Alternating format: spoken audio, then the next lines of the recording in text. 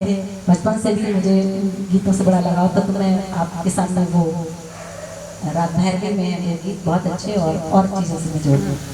चलिए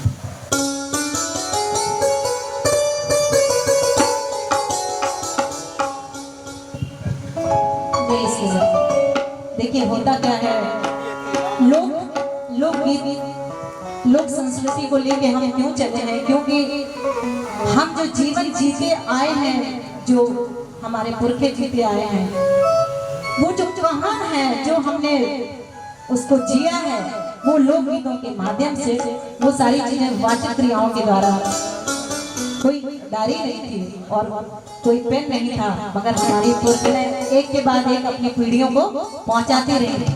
तो एक दर्द होता है, मगर दर्द ऐसे नहीं कोई कह सकता कि सास आपका जो है बेटा बहुत खराब है, इस तरीके की चीजें नहीं होती, मगर गाने के माध्यम से अपना जो है भाव व्यक्त किया जाता है। तो मैं एक लोकगीत से जोड़ रही हूँ, बुंदेलखंडी लोकगीत है। मोरू शब्द आया यानी बुंदेलखंडी। दोपहरिया में मोरू गोरो बदन को मिलाया, दोपहर में मेरा जो है गोरा बदन को मिला जा रहा है। पहला वाला